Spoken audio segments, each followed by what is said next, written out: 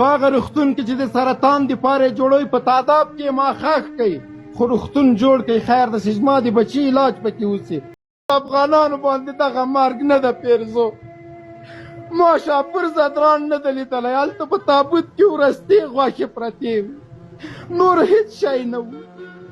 نه یې مور ولیده، نه یې پلار ولیده، نه یې خور ولیده، نه یې مېرمن ولیده. دغه زموږ د افغانانو ژوند د خیر د افغان تجارانو په تاسو غږ کوو، دغه غږ زموږ واورئ. سبا بل شاپور رانځي، بل بچی، بل خور رانځي. دا زموږ او ستاسو ملي وجیبه ده.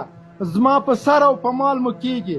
په هغه روغتون کې چې د سرطان دپاره یې جوړوي په تعداد کې ما ښخ کوي، خو روغتون جوړ کوي. خیر د چې زما د بچي علاج پکې وسي، زما د مور علاج پکې وشي، زما خور په پرتې سۍ کې مړ نه شي، زما ورور د هندي ډاکټرانو تر چړو لاندې ساو نه باسي.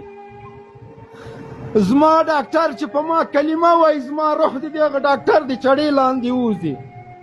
زه نه غواړم چې د هندو ډاکټر د چړو لاندې په پردیس کې له مور او پلار له غېږې بېل ورستې غوښې مې په تابوت کې راشي. خیر ده، دا زموږ او ستاسو ټولو وجیبه ده. که ماته لیونی وایي، که ماته هر څه وایي، د دغه سرطان روغتون په تعداد کې ما ښخ کوي. والله که خیانت در سره کومه، د الله د رضا په خاطر درته وایم. زه به یې واس لرم، لاړ به سم په دوبۍ کې به علاج وکړم، زه به یې په ترکیه کې وکړم، بل به یې په امریکا کې وکړي، بل به یې په لندن کې وکړي. دغه افغان هلمندي قنداري د بدخشاني بچي علاج څه شی ده چې هغه د 1000 روپو دوا دپاره مري، اما مسیحا نه لري. ټوله نړۍ کې خلک په صادقانه د خپل هیواد خدمت کوي. مونږ موټروان ښاروالي سرکونه جوړوي، کراچۍ والا راځي سرک بندوي. ښاروالي سرکونه جوړوي، مارکیټونه جوړوي، مونږ ځو سرکونو کې ګند اچوو. سرطان به نه جوړیږي؟ مونږ په خپله د دغه سرطان عاملین یو.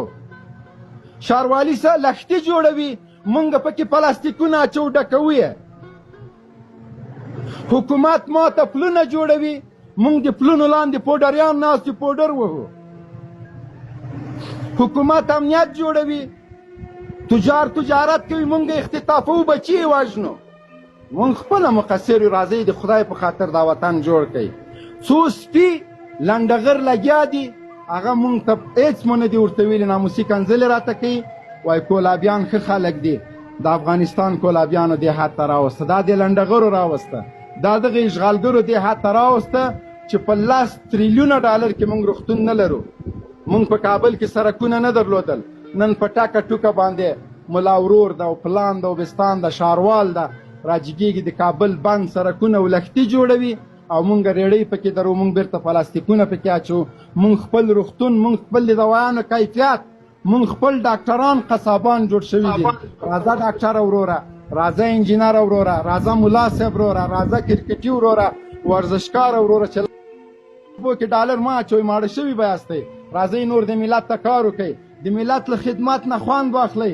هغه لذت چې د دې مظلوم ملت په خدمت کې ده، والله که په دوبۍ او په امریکا او په شش محلونو کې وي، راځه دغه خوند او دغه ستړیا د ملت وګوره.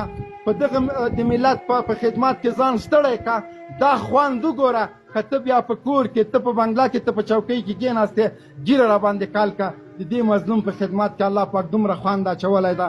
نو سبب ډاکټر صاحب تاریخ شو. د نن لایف خپرونه مو همدا وه. که په هر چېرته ځو د افغانانو دپاره غږ کوو، د افغانانو دپاره چغه کوو. یا وراجیک سي واده د مبارک سه او دا د څو وروره دا د ما شخصي مسله ده. که ما